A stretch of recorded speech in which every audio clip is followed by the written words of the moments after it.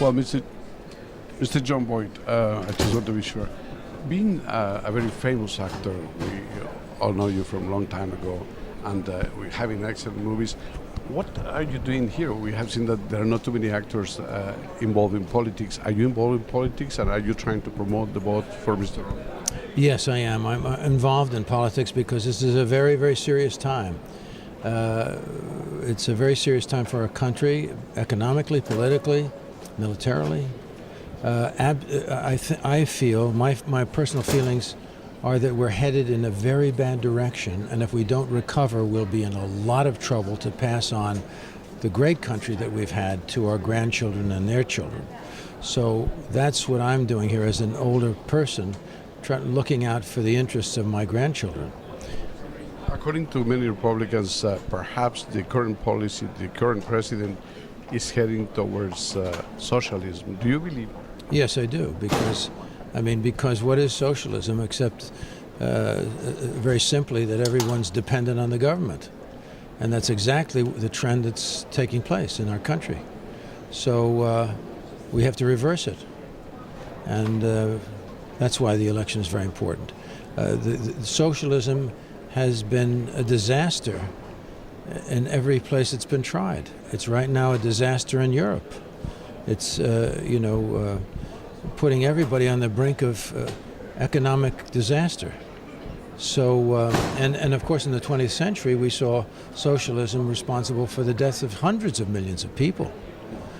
With Mao Zedong, and socialism is a sister or brother of Marxism, communism.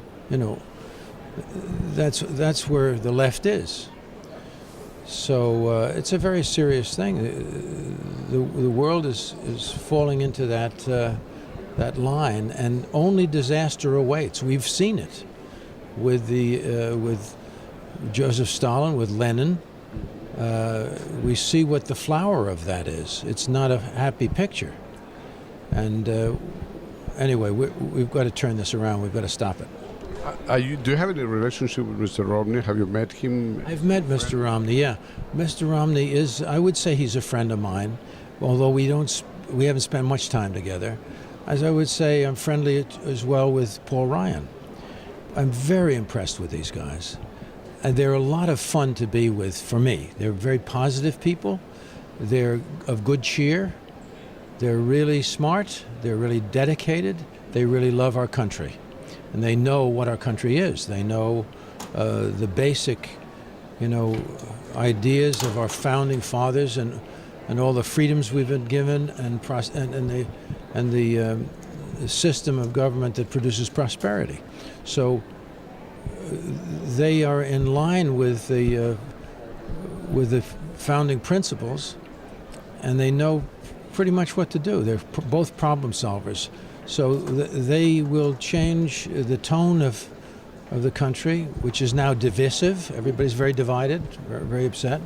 They will change the tone immediately, and they will get people to work to restore our individual freedom so we can follow our dreams again. We can become the America of the American dream. And finally, can you tell us about your personal career? You were shooting some movies recently. What projects? Well,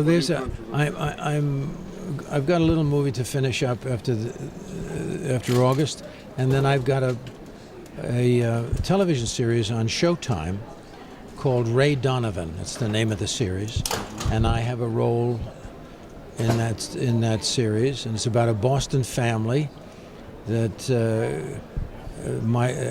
whose boys, the three boys, emigrate to Los Angeles, and one of them becomes a very key figure in the life of Los Angeles as a fixer, like a political fixer, right?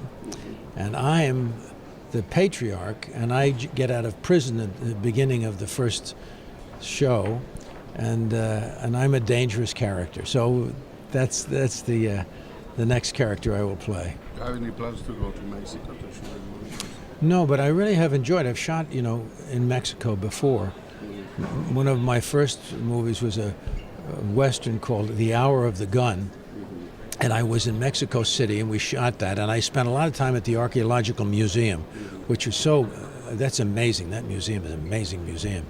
And I used to go almost every day when I was off.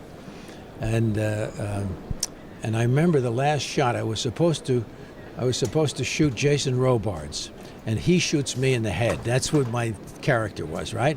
So it's a Western. And there I am, and we're all there for a couple of months. And I look up in the sky. The sky is completely clear except there's one little tiny cloud in the sky. I remember it so vividly, you know.